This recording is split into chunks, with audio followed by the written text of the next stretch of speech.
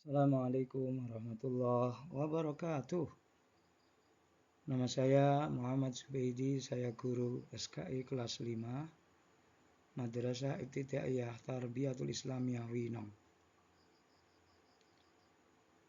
Alhamdulillah anak-anakku, kita masuk pada bab terakhir, bab 5 pada semester Gasal ini, yaitu peristiwa akhir hayat Rasulullah Shallallahu Alaihi Wasallam. Anak-anakku yang berbahagia, sebelum kita memulai pelajaran kali ini, mari kita berdoa bersama-sama. Berdoa mulai.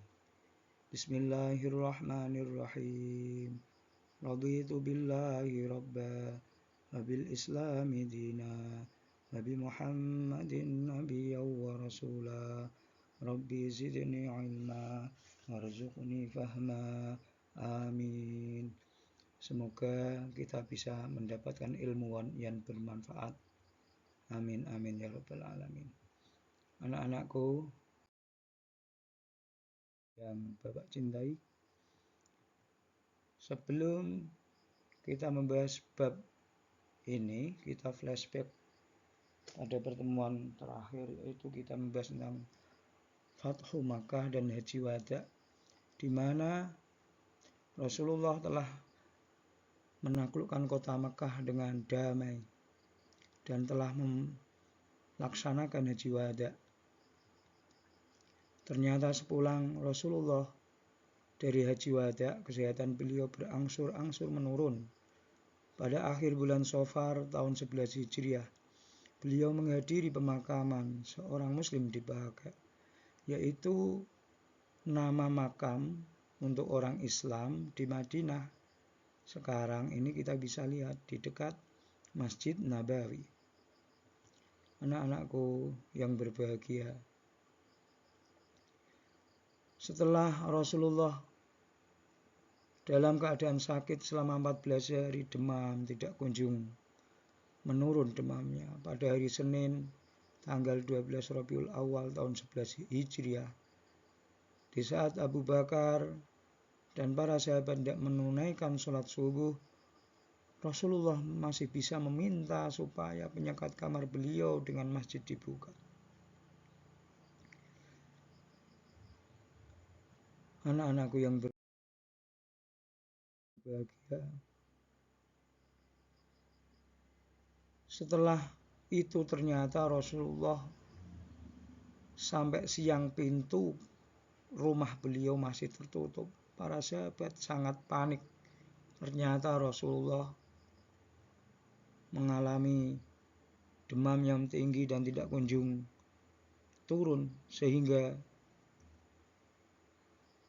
mengantarkan beliau wafat, dan berita ini tersebar ke semua penduduk Madinah saat itu. Kaum muslimin sangat terpukul mendengar kabar wafatnya Rasulullah, sehingga pada hari Senin itu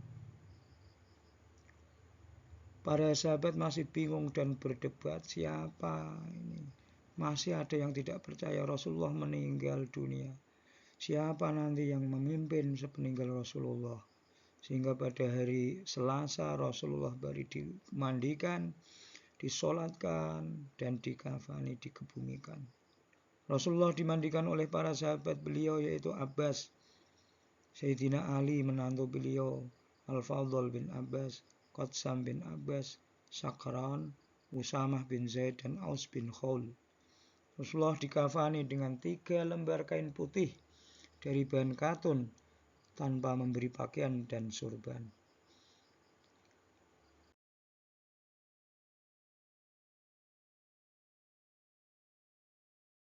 Anak-anakku yang dimuliakan Allah,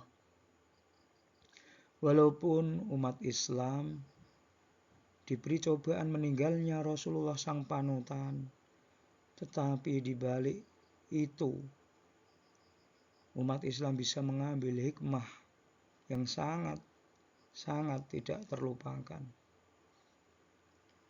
Hikmah itu diantaranya yaitu dalam keadaan sakit Rasulullah tidak pernah melupakan kewajiban untuk beribadah kepada Allah. Oleh karena itu, kita harus selalu menjalankan perintah Allah, baik itu dalam keadaan sakit, dalam keadaan sehat, susah, dalam keadaan senang, dan sebagainya.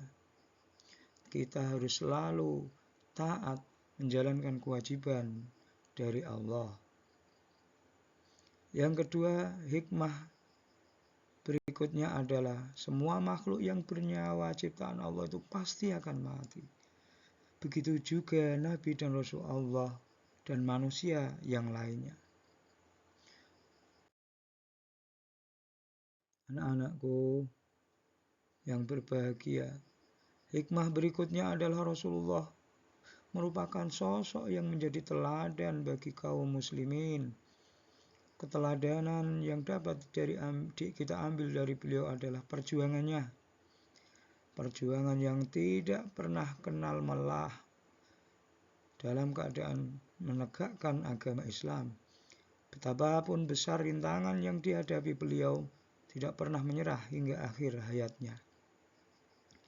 Yang terakhir, hikmah yang paling penting adalah kita harus selalu berbuat baik kepada semua orang. Setiap orang yang bersosial dengan kita harus bisa berbuat baik, seperti bersikap jujur, pemaaf, adil, dan sifat terpuji lainnya, sebagaimana yang telah dilakukan, sebagaimana yang telah dicontohkan oleh Nabi kita sang panutan, Nabi Muhammad SAW. Mari kita niatkan semua contoh-contoh ini sebagai panutan, sebagai kita meniru Rasulullah, supaya setiap detik dan langkah kita menjadi pahala. Dan akhirnya semoga kita termasuk umat beliau, yaitu umat yang berbakti, meneruskan perjuangan beliau. Amin, amin. Kiranya cukup sekian dari materi dari Bapak. Semoga kita bisa mengambil hikmah dan manfaat dari materi tersebut. Amin, amin ya rabbal alamin. Billahi taufiq wal hidayah. Assalamualaikum warahmatullahi wabarakatuh.